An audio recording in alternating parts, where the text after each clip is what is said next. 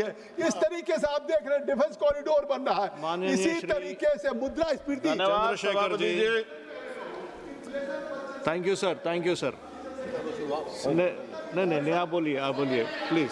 Sir इसको शुरू मत करो जब तक वो नहीं बैठ रहे। देखो सर अब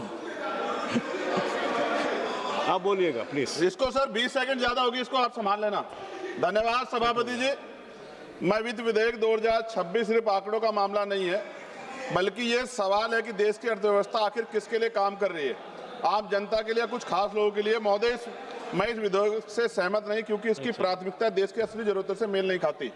और जगदम्बिका पाल जी अभी कह रहे थे गैस की किल्लत नहीं है, ये बात सच है कि नेताओं के यहाँ गैस की किल्लत नहीं है, लेकिन आम जनता के यहाँ गैस की किल्लत है। जब हम जाके देखें ग्रामीण क्षेत्रों में, तब हमें इस बात का एहसास होगा। सरकार कह रही है कि देश की अर्थव्यवस्था तेजी से बढ़ रही है, लेकिन अगर ऐसा है तो युवा बेरोजगार क्यों है, किसान कर्ज में क्यों, और मजदूर को काम क्यों नहीं मिल रहा।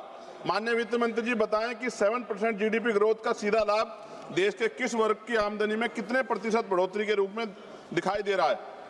टैक्स व्यवस्था से बोझ किस पर और राहत किसको। सरकार कहती है कि टैक्स सिस्टम आसान किया गया है, लेकिन सच्चाई यह है कि ज्यादा बोझ उसी पर पड़ता है जो अपनी कमाई रोजमर्रा के खर्चों में लगाता है। टैक्स का मकसद सिर्फ पैसा जुटाना नहीं, बल्कि लोगों को राहत भी देना भी होता है। सरकार कहती है कि विदेश नीति मजबूत है, लेकिन क्या इससे महंगाई कम हुई, क्या इससे ऊर्जा सस्ती हुई, क्या पेट्रोल डीजल सस्ता हुआ। अगर हम सस्ता तेल खरीद रहे हैं तो उसका फायदा जनता को कम मिलेगा। महोदय, रुपया केवल एक मुद्रा नहीं, ये देश की आर्थिक ताकत और आत्मविश्वास का प्रतीक है। आज स्थिति यह है कि लगातार डॉलर के मुकाबले रुपया कमजोर हो रहा है, जिसके कारण पेट्रोल डीजल गैस सब महंगा हो रहा है। माननीय वित्त मंत्री जी बताएं कि रुपए की गिरावट को रोकने के लिए वित्त विधेयक 2026 में कौन से ठोस कदम उठाए गए हैं। क्या कोई स्पष्ट रोड मैप है जिससे रुपया स्थिर और मजबूत हो सके। महोदय, महंगाई पर आंकड़ों में राहत, लेकिन घर के बजट में दबाव है।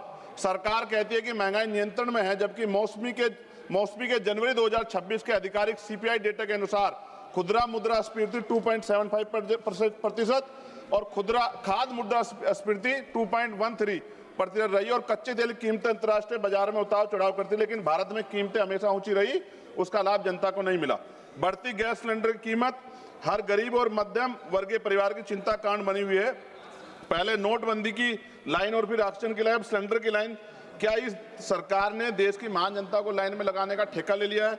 आज पिछले कुछ दिनों से बेमौसम बारिश हो रही, जिसकी वजह से किसान की फसल खराब हो रही है। माननीय वित्त मंत्री बताएं कि बेमौसम बारिश से प्रभावित किसानों को समयबद्ध और पर्याप्त मुआवजा देने के लिए इस वित्तीय विधेयक में क्या ठोस व्यवस्था की गई है। महोदय, एमएसएमई क्षेत्र भारत की अर्थव्यवस्था की वास्तविक रीढ़ है। छोटे उद्योग की सबसे बड़ी समस्या जटिल ऋण प्रक्रिया, समय पर भुगतान, डिजिटल संक्रमण की लागत, बड़ी कंपनियों से असमान प्रतिस्पर्धा और बाजार तक पहुंच।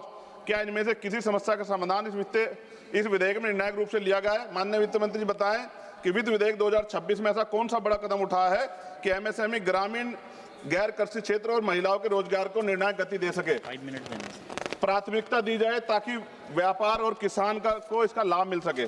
सभापति जी, सरकार कह रही है कि आधिकारिक दस्तावेजों के अनुसार 2025-26 संशोधित अनुमान राज्य के घाटा जीडीपी का 4.4% है।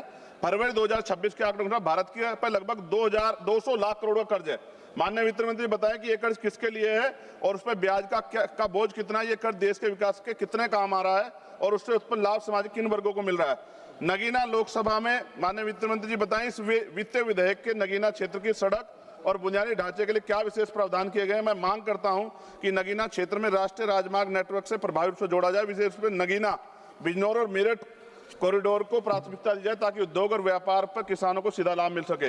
युवाओं के भविष्य के लिए नगीना में एक स्किल डेवलपमेंट सेंटर और उच्च शिक्षा संस्थान की स्थापना की जाए ताकि रोजगार के अवसर बढ़ सके और विशेषकर उत्तर प्रदेश के नौजवानों के लिए रोजगार देने के लिए इस विशेष बजटीय क्या प्रावधान किए गए बताएं।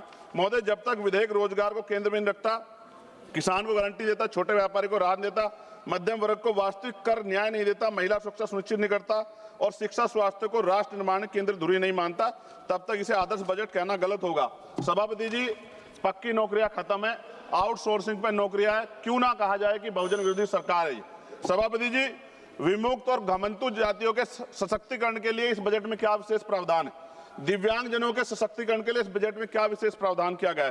पुरानी पेंशन का लाभ आप क्यों नहीं देना चाहते? प्रमोशन में रिजर्वेशन SC ST OBC कर्मचारी अधिकारी क्यों नहीं आप देना चाहते? सारे सरकारी स्कूल को बंद करके गरीबों के बच्चों के शिक्षा के दरवाजे बंद करने वाली सरकार गरीबों की हितैषी कैसे हो सकती है?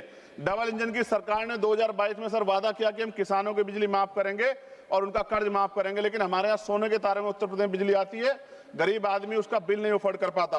और ट्रांसजेंडर के सशक्तिकरण के लिए आपने कौन सा प्रावधान, विशेष प्रावधान किया है? अंत में सभापति जी खत्म करते हुए, पिछली बार जब वित्त मंत्री जवाब दे रही थी तो सूचना की सही जानकारी के कारण उन्होंने एक त्रुटि